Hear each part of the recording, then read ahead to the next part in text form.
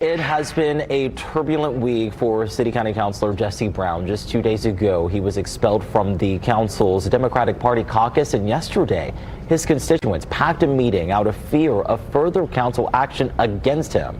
Brown represents District 13 on the council, and he's here in studio with us on Daybreak for his first on-camera interview since he was removed from the Democratic caucus. Councilor, good morning to you, and thank you for giving us that honor of being your first place to stop for an interview. Oh, I'm the one who's honored. Thanks so much for having me here. I appreciate it. Of course. Now, we talked about this during the break. It's a bit uncomfortable for you. You are now on the opposite side of the fence. Instead of fighting for your constituents are fighting for you.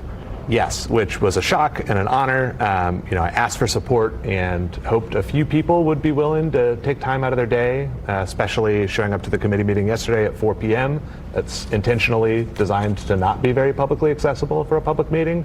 But from my last count, almost 60 people showed up in support of me, which again, I'm just still radiating with love and gratitude for all of that.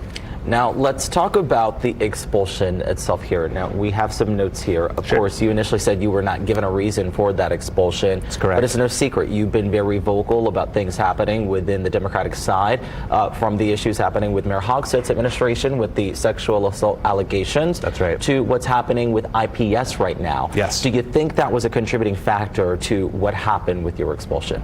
Yes, I feel absolutely certain those were the major factors in what happened with my expulsion. And I think the proximate cause, right, the most relevant recent thing, January 5th, a lot of us missed this because of the giant snowstorm that barreled through Indianapolis later that day. But January 5th, 3 of my peers on the Indianapolis City County Council, 3 Democrats, stood arm in arm with former Republican Mayor Greg Ballard calling for IPS to give away some of its resources to charter schools. To me, this is collaboration with the Republicans. I don't know why we have 2 parties if we're going to be working hand in hand to destroy public education. And so since then, I've been quietly working against that. When my constituents received a text message saying, we support Maggie Lewis, Leroy Robinson, and Carlos Perkins, please please give away resources to charter schools, sending emails to the IPS school board leader, that's when I had to push back. So quietly at first, I reached out to my peers asking, hey, can you explain this? Can you denounce this tactic? I don't think it's appropriate. They refused to give me a straight answer. So I felt like I had to take it to the public and ask the public what they thought. And that, I think, was a bridge too far. Gotcha. Well, the public most certainly has been vocal. I mean, we've received over 6 emails to our newsroom alone. Wow. So I can only imagine how many people are speaking up about this. We did reach out to your colleagues. We did not get a vocal response, but we do have a statement that I would like to read here. Please. That statement saying in part, inappropriate accusations about members of the caucus, and that for a caucus to be successful, it must rely on trust, factual discourse, and a commitment to constructive teamwork. Your reaction to that? I mean, I think that's definitely true. And I think that what I posted was a fact. And if there's anything I posted that was not true, I wish that they would say that directly. And I wish that if there were other reasons that they would be more explicit, because my constituents have questions. I don't want to misrepresent another person's stance. There's 2 sides of every argument. So I don't know why they're not presenting their side. Now, let's talk about the council meeting that happened yesterday. Yes. You went into this thinking that they were going to remove you and that a vote would take place to make that happen, but that is not what occurred. That's right. So what are your thoughts on the actions of that meeting and the response you have been receiving since that time?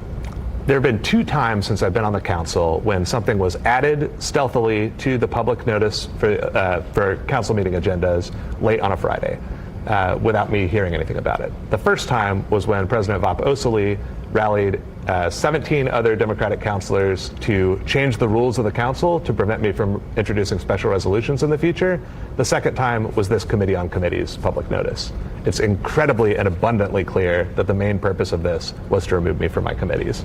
Anyone saying otherwise, I just asked you to think twice about it and put 2 and 2 together. The most obvious thing here, even in that video, you see the opposite happen. A lot of your supporters turned up. That's right. In anticipation of that, and they were strong, vocalizing that they oppose you being removed. Which I'm very grateful for. Of course, we already know you are probably in shock just how many people are rallying for you in that sense. But how do you feel seeing that back there and watching the response?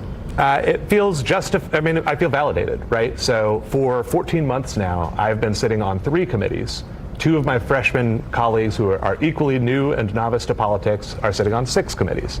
I've never been given a reason for that. There's never been a public reason for that. And so my demand is actually not to just not be removed from the 3 committees I sit on, but to get the fair representation for my district that my voters have asked for, which would be 6 committees just like my peers have. So the fact that they did not remove me from committees, definitely a victory. Would not have happened without that huge show of public support.